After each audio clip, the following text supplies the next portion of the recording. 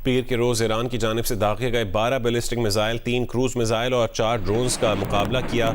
अमाराती वजारत दिफा ने अपने बयान में कहा है कि जवाब का हक महफूज रखते हैं, फौरी जंगबंदी की जाए। दावा किया है कि ईरानी मिसाइल हमले के बाद फुजैरा ऑयल इंडस्ट्री जोन में आग लग गई। 3 अफराद जख्मी हुए हैं जिनका ताल्लुक भारत से है। जख्मी अफराद को अस्पताल मुंतकिल कर दिया है।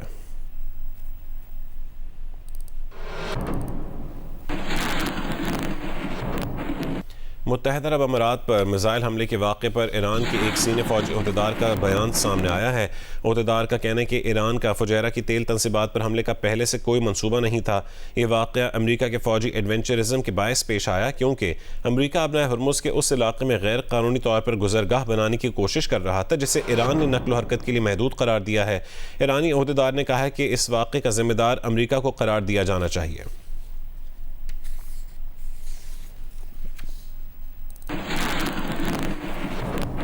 सऊदी अरब के वली अहद मोहम्मद बिन सलमान का मुत्तहदा अरब अमारात के सदर से टेलीफोनिक राबता हुआ है। सऊदी सरकारी मीडिया के मुताबिक सऊदी वली अहद ने ईरान के बिला जवाज़ हमले की मज़म्मत की है।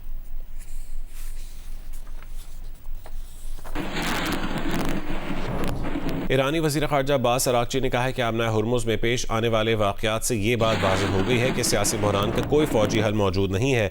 एक बयान में उन्होंने कहा है कि पाकिस्तान की कोशिशों के बायस अमरीका से बातचीत में पेशरफ्त हो रही है। इस दौरान अमरीका को अपना बुरा चाहने वालों से मोहतात रहना चाहिए जो अमरीका को फिर से दलदल में घसीटना चाहते हैं। इसी तरह मुत्तहदा अरब अमारात को भी मोहतात रहना चाहिए। अमरीका का प्रोजेक्ट फ्रीडम दरअसल प्रोजेक्ट डेडलॉक है।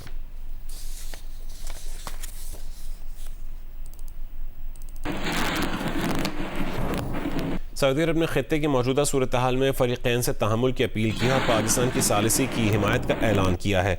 सऊदी वज़ारत ख़ारजा के बयान में कहा गया कि सऊदी अरब आबना हुर्मुज़ में मामूल के मुताबिक समंदरी जहाज़रानी बहाल करने की अहमियत पर जोर देता है।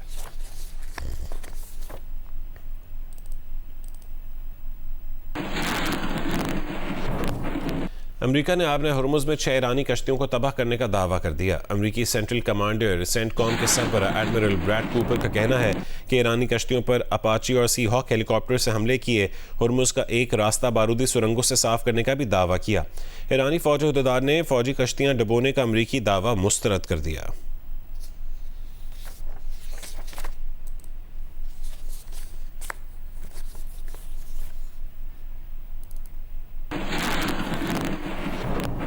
इससे पहले ईरान ने आबना हुर्मुज़ की तरफ आते अमरीकी जंगी बहरी जहाज़ पर 2 मिसाइल दागने का दावा किया जिसे अमरीकी सेंटकॉम ने मुस्तरद कर दिया। सेंटकॉम ने कहा कि कोई अमरीकी जहाज़ निशाना नहीं बना है।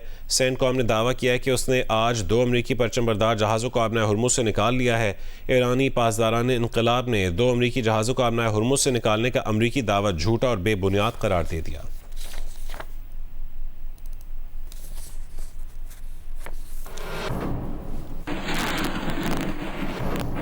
अमरीकी सदर डोनाल्ड ट्रंप ने एक बार फिर ईरान को सफ़ा हस्ती से मिटाने की धमकी लगा दी। अमरीकी टीवी को इंटरव्यू में ट्रंप ने कहा है कि ईरान ने अमरीका के प्रोजेक्ट फ्रीडम के तहत आबना हुर्मुज़ से गुजरने वाले जहाज़ों पर हमले किए तो उसे दुनिया के नक्शे से मिटा देंगे। अमरीकी सदर ने कहा है कि ईरान ने मुज़ाकरात में काफ़ी लचक का मुज़ाहरा किया है। खित्ते में अमरीका की फ़ौजी तैयारी जारी है। प्रोजेक्ट फ्रीडम के तनाजुर में ईरान ने बाज़ गैर मुतालिका ममालिक पर भी हमले किए हैं जिनमें एक जनूबी कोरिया का माल बरदार जहाज़ भी शामिल है। शायद अब वक्त आ गया है कि जनूबी कोरिया भी आकर अमरीकी मिशन में शामिल हो जाए। ट्रंप ने कहा है कि अमरीका ने ईरान की 7 छोटी कश्तियां तबाह कर दी हैं। इस वक्त तक आबना हुर्मुज़ से गुजरने वाले किसी और जहाज़ को कोई नुकसान नहीं पहुंचा है। अमरीकी सदर ट्रंप ने गुज़श्ता रोज़ आबना हुर्मुज़ में फंसे जहाज़ों को निकालने के लिए प्रोजेक्ट फ्रीडम के आगाज़ का ऐलान किया था। अमरीकी बहरिया इन तजारती जहाज़ों की मदद करे जो आबना हुर्मुज़ से गुजरना चाहते हैं। इस मिशन के लिए अमरीकी हिमायत इलाकाई सलामती और आलमी मईशत के लिए ज़रूरी है।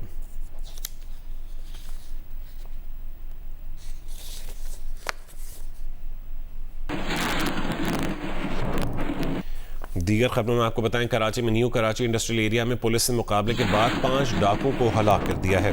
हलाक होने वाले डाकुओं ने 20 अप्रैल को ख्वाजा अजमेर नगरी में शहरी को लूट मार के दौरान कत्ल किया था। SSP सेंट्रल डॉक्टर इमरान के मुताबिक न्यू कराची इंडस्ट्रियल एरिया में पुलिस मुकाबले के दौरान 5 डाकू हलाक हो गए। पुलिस ने कार और मोटरसाइकिल सवार मुश्तबा अफराद को रुकने का इशारा किया तो मुल्ज़मान ने फायरिंग कर दी। जवाबी फायरिंग में 5 मुल्ज़मान मारे गए। मुकाबले के दौरान हलाक मुल्ज़मान की फायरिंग से एक गोली SHO new Karachi industrial area की बुलेट प्रूफ जैकेट पर लगी। ताहम तमाम पुलिस एहलकार महफूज रहे।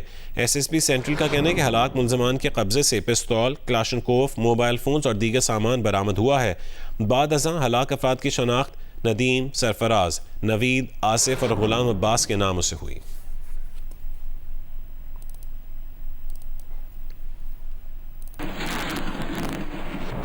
इस्लामाबाद के इलाके F6 से नौजवान के अगवा और कत्ल के मरकजी मुलजिम सैफुल्लाह और एक खातून को स्वात से गिरफ्तार कर लिया गया है। इसी पर तफसील जानेंगे जी न्यूज़ के नुमाइंदे अयाज अकबर यूसुफजई से। अयाज, बताएगा कि पुलिस ने क्या कार्रवाई की? देखिए जी, गुज़िश्ता रोज F61 से एक नौजवान फरूख को अगवा किया गया था घर के सामने से। उसके बाद उसके तलाश के हवाले से उसके वरसा ने थाना कोसार में FIR दर्ज करवाई, लेकिन फिर मालूम ये हुआ कि उसकी लाश जो है वो शेरगढ़ के मुकाम मर्दान से वहां पर मिली, जिसके बाद मर्दान पुलिस ने इस्लामाबाद पुलिस को इन्फॉर्म किया और डेड बॉडी लेके इस्लामाबाद पहुंच गई। उसके बाद इस्लामाबाद पुलिस की टीम उसको ताक़ुब करते हुए और इस मुख्तलिफ पैराओं से तफ्तीश करते हुए स्वात पहुंची, जहां से मरकजी मुलजिम सैफुल्लाह और उसकी एक साथी खातून है मानूर, उन दोनों को गिरफ्तार भी कर लिया है। और इस अगवा में जो गाड़ी यूज हुई थी जिसमें फरूख को अगवा करके ले जाया गया था, उसको भी इस्लामाबाद पुलिस की थाना कोसार ने बरामद कर लिया है। इस हवाले से अभी स्वात से टीम लेके इस्लामाबाद पहुंचेगी, उसके बाद मजीद तफ्तीश आगे बढ़ेगी। वजह अनाज जो है अभी तक मालूम नहीं हुई कि क्या वजह थी, लेकिन ये बताया जा रहा है कि कोई तनाज़े की वजह से जो है इस नौजवान को अगवा किया गया था। और अभी तक पोस्टमार्टम रिपोर्ट नहीं आई कि इस नौजवान की मौत किस वजह से हुई। कोई ज़ाहिरी चोट तो नजर नहीं आई, लेकिन बताया जा रहा है कि हो सकता है कि गलत दबाने से इनकी मौत वाकई हुई हो, लेकिन पोस्टमार्टम रिपोर्ट के बाद जो है ये मालूम होगा। लेकिन इस्लामाबाद पुलिस ने दोनों मुलजिमान को गिरफ्तार कर लिया है, जिसको बहुत जल्द जो है इस्लामाबाद मुंतकिल कर दिया जाएगा। ठीक है, बहुत शुक्रिया अयाज अपडेट करने के लिए।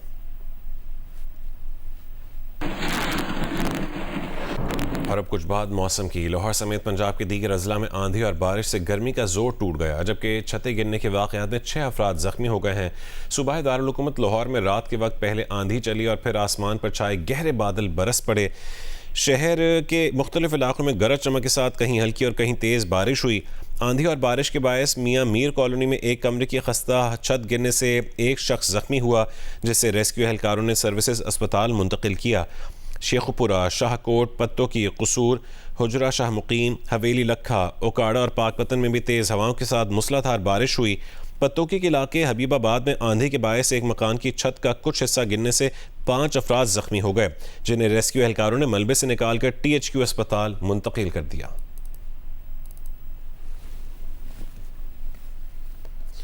मुल्तान में शदीद गर्मी की लहर बरकरार है। दर्जा हरारत में मुसलसल इजाफे के बायस शहरियों की मुश्किलात भी बढ़ गई हैं। तफसीलात बताएंगे जौदत नदीम। जी, मुल्तान और गर्दनवाज शदीद गर्मी की लपेट में है। मुल्तान में ज़्यादा से ज़्यादा दर्जा हरारत जो है वो 40 डिग्री सेंटीग्रेड रिकॉर्ड किया जा रहा है, जबकि कम से कम 27 डिग्री सेंटीग्रेड तक यहाँ पे रिकॉर्ड किया जा रहा है।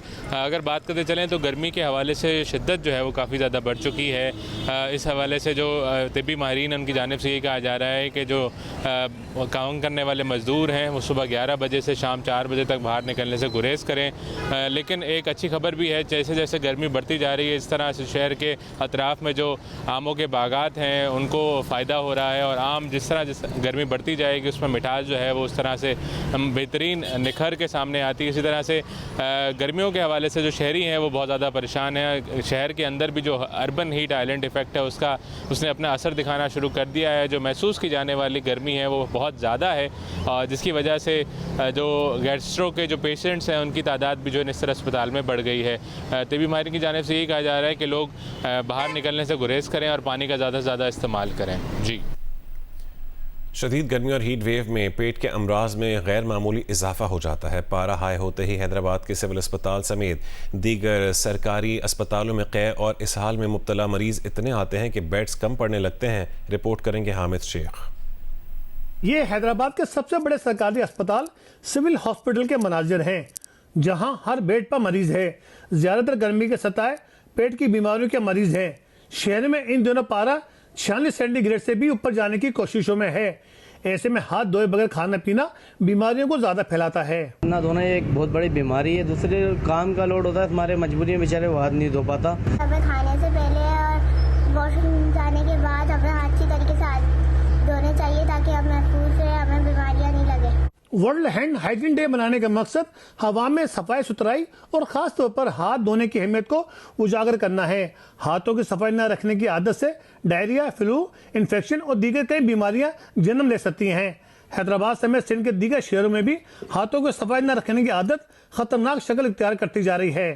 पब्लिक में रुझान नहीं है हाथों की सफाई रखने का, जिसकी वजह से मुख्तलिफ बीमारियां फैल सकती हैं, जैसे कि मैंने बताया हैज़ा, हेपेटाइटिस या आंखों की बीमारी और स्किन की बीमारियां जो हैं बहुत सारी जो हैं वो फैल सकती हैं हाथों की सफाई ना रखने की वजह से। इनको अवेयरनेस देनी चाहिए, अवेयरनेस सेशन करवाने चाहिए, अवेयरनेस जाके उनकी जगह पे जहाँ पे वो काम करते हैं। माहिरीन का कहना है कि सिर्फ 20 सेकंड तक साबुन से हाथ धोना जरासीम के फैलाव को बड़ी हद तक रोक सकता है। माहिरीन तिब कहते हैं कि हाथों की सफाई एक सादा अमल है और ये अमल बाकायदगी से करके कई बीमारियों से बचा सकता है। कैमरामैन कादिर शकील के साथ हामिद शेख, जियो न्यूज़, हैदराबाद। आपको खबर दें, सिक्योरिटी ज़राए का कहना है कि जनूबी वज़ीरिस्तान के इलाके आज़म वर्सक में फ़ौज की पोस्ट पर नाकाम खुदकुश हमले में 7 अफराद ज़ख्मी हो गए हैं। फ़ौज के हाई अलर्ट दस्ते ने बर वक्त कार्रवाई करके गाड़ी को हदफ तक पहुँचने से पहले ही तबाह कर दिया। सिक्योरिटी ज़राए के मुताबिक हमलावर खारजी हलाक हो गया है। सिक्योरिटी फोर्सेज ने इलाके को घेरे में लेकर सर्च ऑपरेशन शुरू कर दिया है।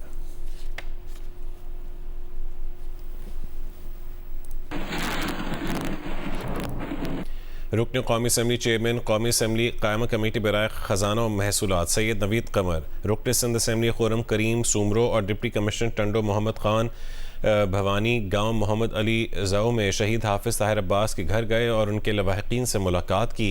उन्होंने शहीद के दर्जात की बुलंदी और लवाहिकीन के लिए सब्र जमील की दुआ की। शहीद हाफिज़ ताहिर अब्बास ने दौरान तालीम बुज़दिल दुश्मन के मिसाइल हमले के नतीजे में शहादत का रुतबा हासिल किया। मुअज़्ज़ज़ीन ने शहीद की अजीम क़ुरबानी को ख़िराज अक़ीदत पेश किया और वतन के लिए उनकी अजीम क़ुरबानी के जज्बे को सराहा। सैयद नवीद कमर ने लवाहिकीन से गुफ्तगू करते हुए इस अज़म का इयादा किया कि शोहदा की क़ुरबानियाँ रायगा नहीं जाएंगी और कौम हमेशा अपने बहादुर सपूतों को याद रखेगी।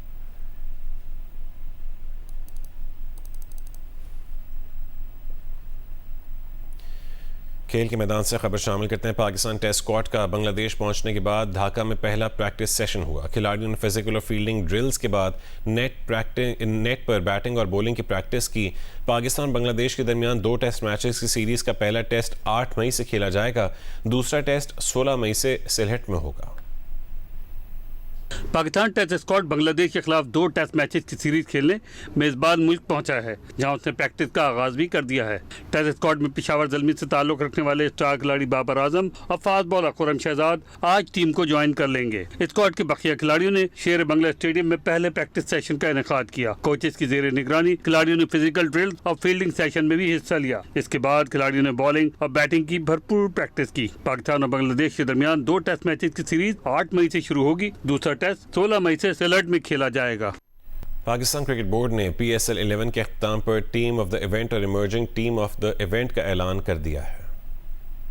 PCB के ऐलान करदा दोनों टीमों में 12-12 खिलाड़ी शामिल किए गए हैं। टीम ऑफ द इवेंट में पेशावर ज़ल्मी के कप्तान बाबर आजम के अलावा इसी टीम के विकेट कीपर कोशाल मेंडस और स्पिनर सुफियान मुकीम भी शामिल हैं। हैदराबाद किंग्समैन के उस्मान खान, हसन खान और हुनैन शाह को जगह मिली है। इसके अलावा लाहौर कलंदर्स के फखर जमान और शाहीन आफरीदी, इस्लामाबाद यूनाइटेड के कप्तान शादाब खान और फास्ट बॉलर रिचर्ड ग्लेसन भी टीम का हिस्सा बनाए गए हैं। मुल्तान सुल्तान्स के शान मसूद को भी शामिल किया गया है, जबकि कोयटा ग्लेडिएटर्स के हसन नवाज को बतौर 12वां खिलाड़ी रखा गया है। Emerging team of the event में लाहौर कलंदर्स के उबैद शाह, हैदराबाद किंग्समैन के मुआज सदाकत और हुनैन शाह, पेशावर ज़ल्मी के अली रजा, फरहान यूसुफ, मुल्तान सुल्तान्स के मोमिन कमर और मोहम्मद इस्माइल शामिल हैं। इसके अलावा इस्लामाबाद यूनाइटेड के समीर मिन्हास, रावलपिंडीज के साद मसूद, कोयटा ग्लेडिएटर्स के शामिल हुसैन और कराची किंग्स के साद बेग भी टीम्स का हिस्सा हैं। लाहौर कलंदर्स के मोहम्मद फारूक 12वें खिलाड़ी के तौर पर emerging team of the event में शामिल हैं। ITF मेंस फ्यूचर टूर्नामेंट में तारीखी फतह के बाद सदर PTF इसामुल हक का कहना है कि तारीख में पहली मरतबा ITF सिंगल्स और डबल्स में पाकिस्तान को कामयाबी हासिल हुई। सिंगल्स का टाइटल जीतने वाले मोहम्मद शोएब को ट्रेनिंग के लिए अमेरिका भेजा जा रहा है। इस्लामाबाद में सदर पाकिस्तान टेनिस फेडरेशन असामुल हक ने प्रेस कॉन्फ्रेंस की, जिसमें उनका कहना था कि पाकिस्तान टेनिस में नुमाया पेशरफ सामने आई है, जहां गुज़िश्ता चंद बरसों की मेहनत के बाद आबिद अली, मुजम्मिल मुर्तज़ा और मोहम्मद शुएब जैसे खिलाड़ियों ने ITF इवेंट्स में सिंगल्स और डबल्स टाइटल जीतकर नई तारीख रकम की। इस्लामुल हक का कहना था कि पाकिस्तान में मुनक़दा चारों ITF टूर्नामेंट्स के टाइटल कौमी खिलाड़ियों ने अपने नाम किए, जबकि पहली बार 9 पाकिस्तानी खिलाड़ी ATP रैंकिंग में शामिल हुए हैं। उन्होंने कहा कि खिलाड़ियों को बैरून मुल्क ट्रेनिंग के लिए मौके दिए जा रहे हैं और अक्टूबर में इस्लामाबाद में इंटरनेशनल विमेन्स टेनिस टूर्नामेंट भी मुनक्किद होगा, जिसमें 10 ममालिक शिरकत करेंगे। मोहम्मद शुएब, आबिद अली और मुजम्मिल मुर्तज़ा ने अपनी कामयाबी का क्रेडिट मेहनत, कोचिंग और हिसामुल हक की रहनुमाई को देते हुए इस अज़्म का इज़हार किया कि आलमी सतह पर पाकिस्तान का नाम रोशन करते रहेंगे। यहाँ आपको खबर दें, चारसद्दा के इलाके अतमान ज़ई में नामालूम अफराद की फायरिंग से मौलाना मोहम्मद इदरीस जाँ बहक हो गए हैं। DPO मोहम्मद वकास के मुताबिक फायरिंग में सिक्योरिटी पर मामूर 2 पुलिस एहलकार भी जख्मी हुए हैं। तफसीलात जानेंगे जियो न्यूज़ के नुमाइंदे सब्ज़ अली तरीन से। सब्ज़ अली तरीन, बताएगा क्या तफसीलात हैं? जी बिल्कुल, ये वाक़या कुछ देर पहले ही ये उतमाज़ई के इलाके में पेश आया, जहाँ पर मौलाना मोहम्मद इदरीस घर से निकलकर अपने मदरसे जा रहे थे, तो 2 नामालूम मोटरसाइकिल सवारों ने उन पर फायरिंग की है, जिससे हेल्थ डिपार्टमेंट के मुताबिक, यानी अस्पताल ज़राए के मुताबिक, एक गोली उसके सर पर लगी, जिसकी वजह से उसकी शहादत हुई है। इसके साथ 2 पुलिस एहलकार थे जो सिक्योरिटी पर मामूर थे, वो भी जख्मी हुए हैं। मौलाना मोहम्मद इदरीस इस वक्त उसकी लाश जो है वो DHQ अस्पताल में पड़ी है। पुलिस के मुताबिक इलाके में सर्च ऑपरेशन जारी है और जो नामालूम मुलजिमान है उसकी गिरफ्तारी के लिए कोशिश जारी है। कुछ इलाकों में नाकाबंदियां भी की गई है। इस वक्त सूरत हाल ये है कि अच्छा, ये मैं बताना चाहता हूँ कि मौलाना मोहम्मद इदरीस जो है ये जमीयत उलमा इस्लाम के रहनुमा है और ये साबिक मेंबर सूबाई असेंबली भी रह चुके हैं। बहुत शुक्रिया सब्ज़ अली तरीन अपडेट करने के लिए। ज़्यादातर अमरीकियों का ख्याल है कि अमरीकी सदर ट्रंप ज़हनी और जिस्मानी तौर पर मौसर तरीके से बतौर कमांडर इन चीफ खिदमात अंजाम देने के अहल नहीं है। अमरीकी अखबार Washington post, TV channel ABC news और इप्सॉस पोल में 59% अमरीकियों की राय है कि सदर ट्रंप की ज़हनी सलाहियत ऐसी नहीं है जो मुल्क की क़यादत के लिए दरकार हो। 40% ने कहा कि ट्रंप मुल्क की क़यादत के लिए मुकम्मल अहल हैं, जबकि 1% अमरीकियों ने सवाल का कोई जवाब नहीं दिया। 55% बालिग अमरीकियों का कहना था कि सदर ट्रंप की जिस्मानी सेहत ओहदे की मुनासबत से अच्छी नहीं है। 44% ने इससे इत्तफाक नहीं किया और 1% ने कोई जवाब नहीं दिया। सर्वे के 67% शुरका ने कहा कि उन्हें नहीं लगता कि ट्रंप अहम फैसले कर सकते हैं।